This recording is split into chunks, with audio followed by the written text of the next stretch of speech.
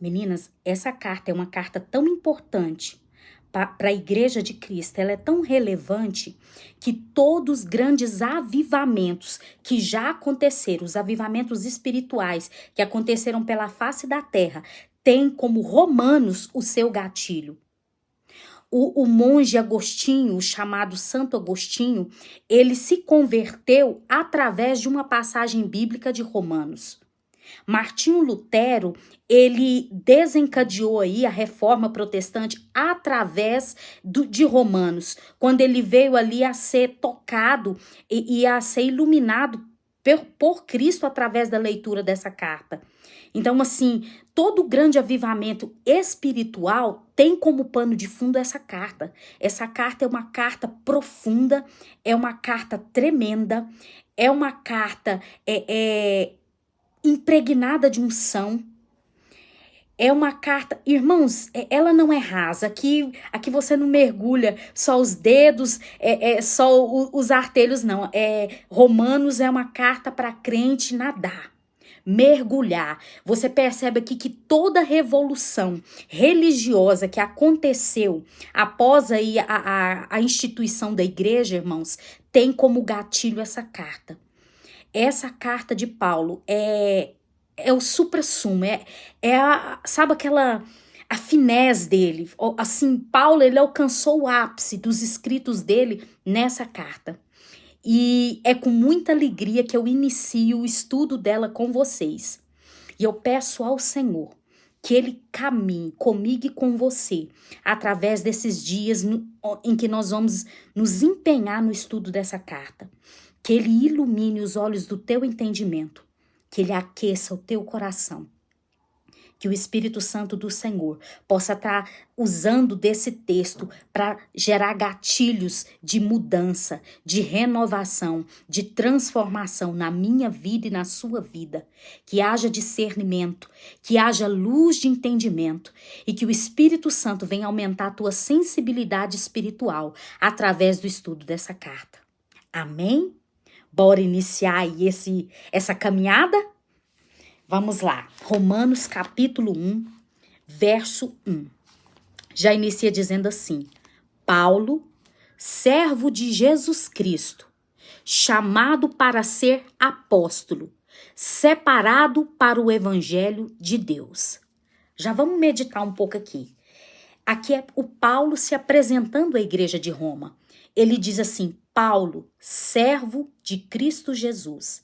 Essa palavra servo no original aqui é doulos, que expressa o fato de ser um escravo.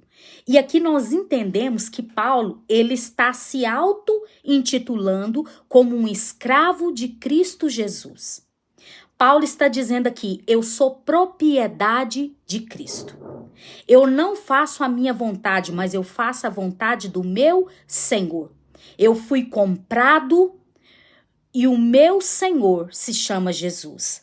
Aqui Paulo, ele inicia num tom de extrema humildade, porque aqui ele já se identifica para essa igreja como Paulo, o escravo de Cristo Jesus.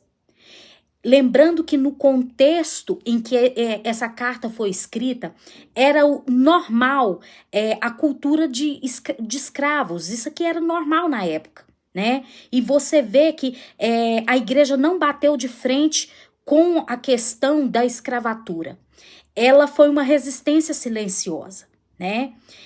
E você percebe Paulo aqui se equiparando a um escravo, a alguém que não tem a sua vontade própria, mas vive para cumprir a vontade do seu Senhor. E é nesse entendimento que ele inicia a carta dizendo: eu vivo para cumprir a vontade do meu Senhor. Eu sou servo de Cristo Jesus. E o texto prossegue dizendo assim: chamado para ser apóstolo. É muito curioso isso daqui, porque eu não bato no peito e me autoproclamo um apóstolo. O apóstolo, ele é chamado. Alguém chama esse apóstolo. E quem que chama esse apóstolo? O próprio Cristo. No contexto aqui que nós estamos falando, todo apóstolo, ele foi chamado diretamente, de forma específica, por Jesus Cristo, e ele foi uma testemunha ocular da ressurreição do mesmo. Então aqui Paulo está dizendo, eu sou um escravo de Cristo Jesus, eu fui chamado para ser apóstolo pelo meu Senhor, que se chama Jesus Cristo, e eu fui separado para o evangelho de Deus. O separado para o evangelho quer dizer que não foi ele que se separou. Não foi ele que diz assim, olha, eu agora vou ser uma ferramenta utilizada para o evangelho. Não.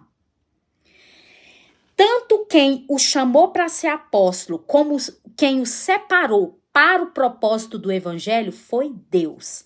E aqui eu quero mencionar Gálatas capítulo 1, verso 15, que fala acerca do chamado. Olha só. Mas, quando aprouve a Deus, que desde o ventre de minha mãe me separou e me chamou pela sua graça. Lá em Gálatas, Paulo está dizendo que ele foi separado desde o ventre da mãe dele para um propósito, para ser apóstolo. Ele foi desde o ventre separado para o evangelho de Deus. Lembrando que o evangelho não é do homem, o evangelho não é da igreja, o evangelho é de Deus. A fonte do evangelho é o próprio Deus. Quem impulsiona o evangelho é o próprio Deus. Nós só somos ferramentas utilizadas por esse Deus extraordinário para a divulgação do evangelho. Mas quem gera o evangelho, a base de tudo, é o próprio Deus. Olha que coisa interessante. E aqui Paulo está dizendo assim, olha, eu fui separado desde o ventre. E para quem conhece a história de Paulo, às vezes você pensa assim, que quem foi separado por Deus já nasce uma bênção, já nasce santo, já nasce dentro da igreja, já nasce trabalhando, e não é bem assim. Quando eu olho para a história de Paulo, e eu me recordo que esse homem, ele consentiu no assassinato de Estevão. Esse homem, ele de própria vontade foi até os sacerdotes e pediu cartas para descer para Damasco e prender crente. Paulo, ele era um assassino. Paulo, ele era um opressor. Você percebe que na palavra de Deus, em Atos, ele é descrito como uma fera selvagem, como um boi selvagem que não aceita ser domado. Então, quando esse mesmo Paulo, ele abre a boca para dizer ali em Gálatas que ele foi separado desde o ventre, eu quero desmistificar essa ideia de que pelo fato de você ser chamado, muitas das vezes o seu início pode não ser bom. Pode ser como o início desse homem aqui. Esse homem foi terrível, esse homem foi um opressor. Esse homem foi um homem mau até o momento em que ele encontra com Cristo no caminho de Damasco. E Cristo se revela a ele.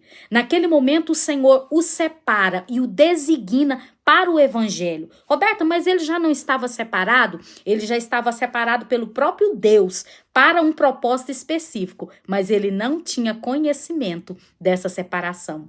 E naquele lugar, no caminho de Damasco, Cristo se apresenta a Paulo e muda a história de Paulo. Paulo, ao cair ali por terra, como a palavra de Deus menciona, ele já cai convertido. Você vê que ele se levanta dali para ser um crente genuíno e de verdade. Amém até aqui?